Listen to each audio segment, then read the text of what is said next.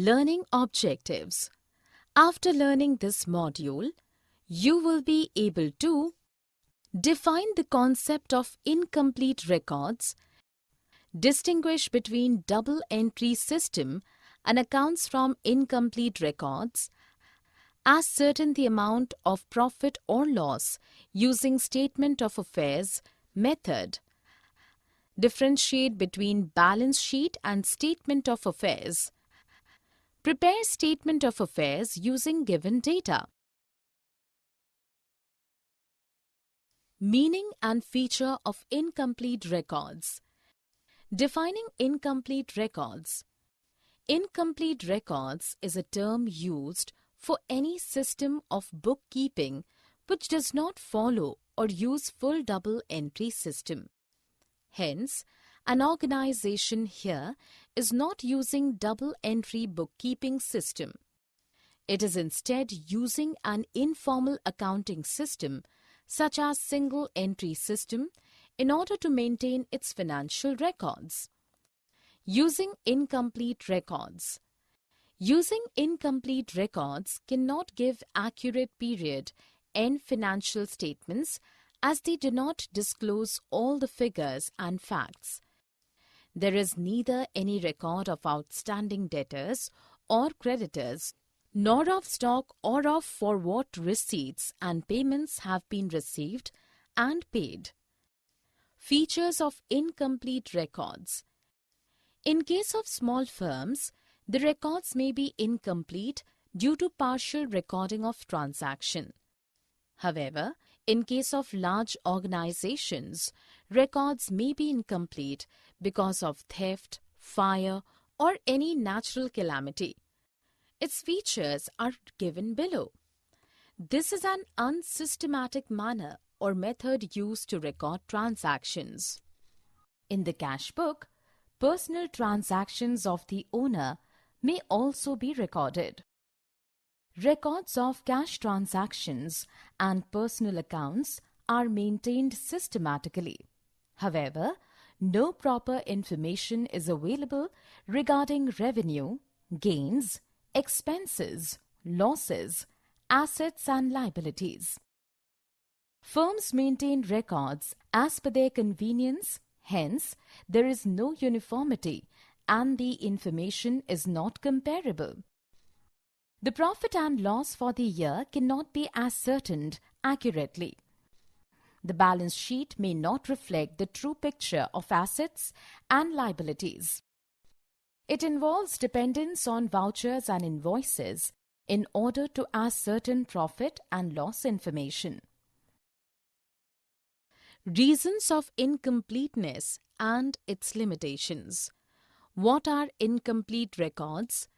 Incomplete records are records of financial transactions which are strictly not based on the principles of double entry system. Incomplete accounting records can create problem while reporting financial information to taxation authorities or during financial statement audits. Incomplete accounting records occur often when employees forget to record transactions. Reasons for incomplete records. Improper knowledge. Records are generally incomplete due to lack of knowledge or improper knowledge. This method is less expensive, therefore, small firms often prefer this method of keeping records. Time saving. As only a few records are to be maintained under this method, thus it saves time. Convenient and need-based. Since no rules and principles are to be followed, this method is hence more convenient. Firms, depending upon the need, adapt different technique of recording transactions in the books of accounts. Limitations of incomplete records. Under this method, ledger accounts related to real, personal and nominal accounts are not made. Therefore, the trial balance cannot be maintained. Thus, the arithmetical accuracy cannot be checked. The profit here is based on the estimation, hence, it cannot be relied upon. It does not reflect the true and accurate position of assets and liabilities. Due to incomplete records and books, proper analysis of profit and solvency is not possible. It is very difficult to detect the errors and frauds under this system. Under this system, legal requirements are not complied with. Therefore, taxation authorities and other agencies are not satisfied with such records made under single entry system. Ascertainment of profit and loss. Incomplete records. Definition. The term incomplete records refer to a business scenario wherein an organization is not using double entry system for maintaining its books of accounts. Accounting from incomplete records. This method of accounting from incomplete records is a mixed system of recording business transactions. It involves some business transactions being recorded as per double entry system and some being recorded under single entry system. Ascertaining profit and loss. Profit and losses need to be ascertained in a business in order to know the results of business operations. Hence, financial statements are made to know the gains and losses of a business during a particular period, know the closing balance of assets and liabilities at the end of a given period, determining the financial position of the firm.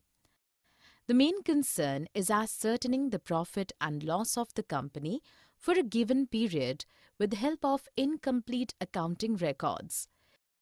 This is possible with help of the following two ways. 1. Net worth method or statement of affairs method.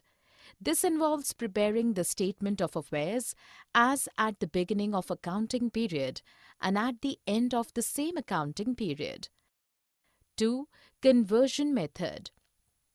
This includes preparing trading and profit and loss account as well as the balance sheet.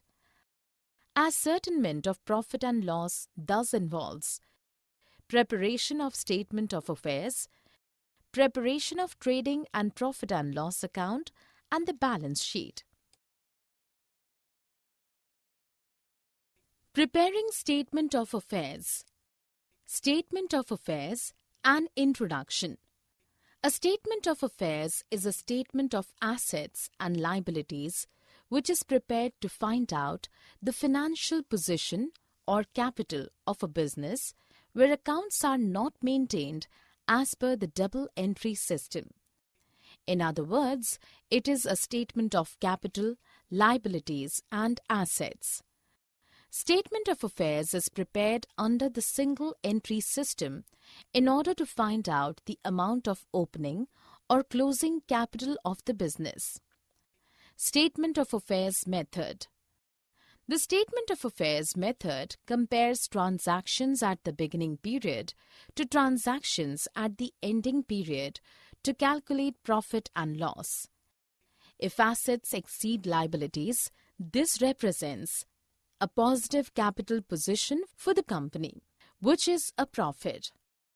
On the other hand, a loss has occurred if liabilities exceed assets when comparing the beginning and ending affairs of the business. Preparing the statement of affairs. Statement of affairs is prepared like balance sheet. All the liabilities are shown on left-hand side, whereas all the assets are shown on right-hand side. The difference between the total assets and total liabilities is considered as the amount of capital. Thus, it is expressed as capital is equal to total assets minus total liabilities. Amount of items such as fixed assets, outstanding expenses, bank balances, etc., that are included in the statement of affairs are ascertained from the relevant documents and physical count. After the amount of capital is calculated, both as at the beginning and as at the end of a given period with the help of statement of affairs. A statement of profit and loss is prepared to calculate the amount of profit or loss made during that given period.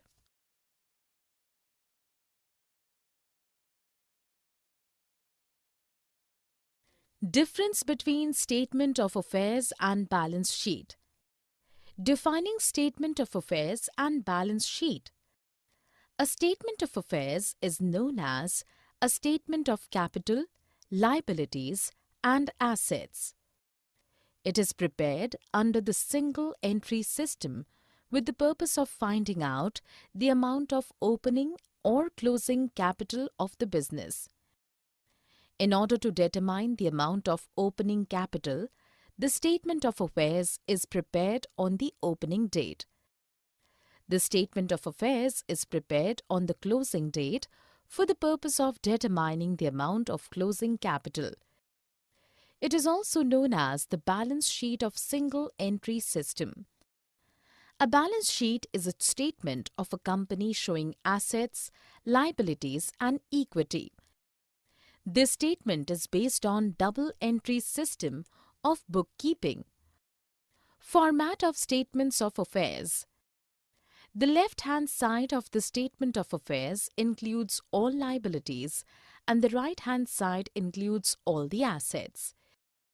If the total of liability sides is more than the total of asset side, it shows the debit balance of capital. Difference between statement of affairs and balance sheet.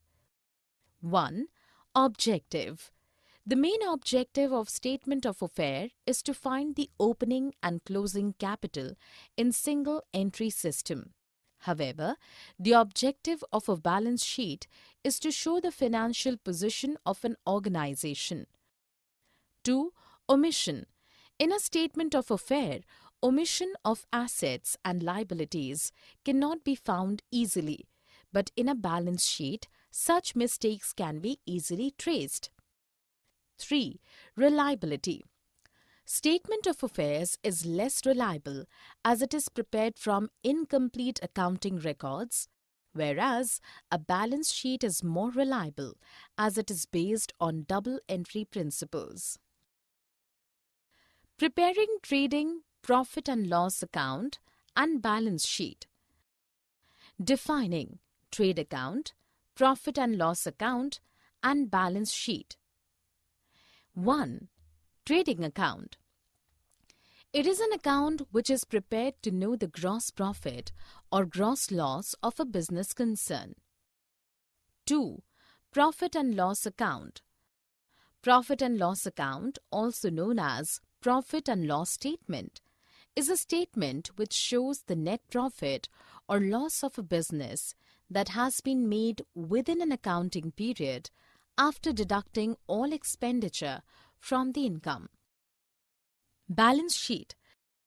It is a statement of the financial position of a business which states the assets, liabilities, and owner's equity at a particular point in time. Preparing trading account. Trading account is the first step in the process of preparing final accounts and is prepared with help of trial balance. Contents of trading account. Opening and closing stock of raw material, semi-finished goods and finished goods. Purchases of goods less returns. Sales of goods less returns. All direct expenses which are directly related to purchases or sales or manufacturing of goods. Preparing a profit and loss account. Just like trading account, the profit and loss account is maintained with help of trial balance. This account is divided into two parts: income, expenditure. Contents of profit and loss account. Gross profit or gross loss brought forward from trading account. All indirect incomes. All indirect expenditures. Net profit. Preparing a balance sheet. balance sheet shows following contents: details of all assets, details of all liabilities, net profit or net loss. A balance sheet is also prepared with help of trial balance and is divided into two parts: liabilities, assets. Ascertaining credit purchases and sales. Knowing the term incomplete records. Double entry system is the system in which both aspects of a transaction are recorded. However, single entry system is an incomplete double entry system. This means that when rules of double entry system are not strictly or completely followed, it is a case of incomplete records. Under the incomplete records, both the aspects of transactions are not recorded. Some books of subsidiary records and some ledger accounts are not kept which otherwise are required under the double entry system. Thus, incomplete record system is not a particular system of accounting, but rather double entry system is an incomplete and disjointed form. Hence, incomplete record system is a method or a combination of methods employed for the recording of transactions, which ignore the twofold aspect and therefore fails to provide the information required to ascertain the financial position of a business. Ascertaining credit purchases. In general, the credit figures are not available in incomplete records. Therefore, total creditors account is prepared to find out credit purchases or any other missing figure related to creditors. This figure is the ascertained balancing figure. Ascertaining credit sales. Credit sales figures are generally not available in incomplete records. In addition, some other information regarding debtors may be missing. Hence, total debtors account is maintained to find out credit sales figure as well as any other missing figure. This figure is traced out as a balancing figure. In order to get net credit sales, it is important to deduct sales return from the gross credit sales ascertained from total debtors account. Ascertaining of bills receivable and payable and missing information. Ascertaining bills receivable and bills payable. In certain situations, all the details related to bills payable and bills receivable are available. However, the figures of bills payable and bills receivable are not available. In these situations, total bills payable account and total bills receivable account is made and the missing figures are ascertained as the balancing figures. Format of total bills receivable account. This account has two sides, debit and credit.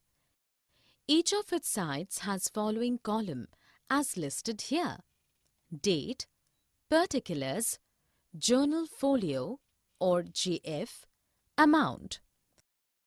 Format of total bills payable account.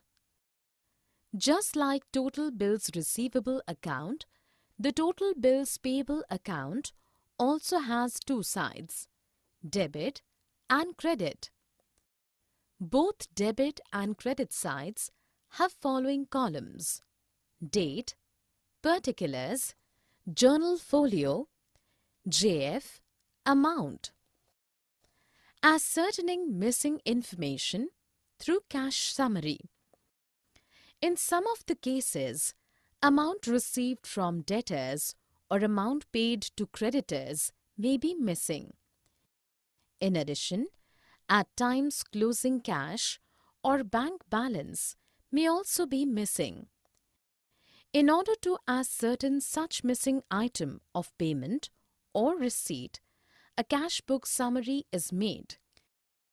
This cash summary shows all payments and receipts during the year, and the balancing figure is taken as the amount of missing item. Whereas, in case if both amount received from debtors or amount paid to creditors are missing, then one of these can be ascertained through the total debtors account or total creditors account. Then, the other missing information is ascertained from cash book summary. Once missing figures are ascertained, the final accounts are then prepared either directly or after the preparation of trial balance. Summary. Let us summarize what we have learned in this module. Accounting process from incomplete records explains how single entry system is different from double entry system.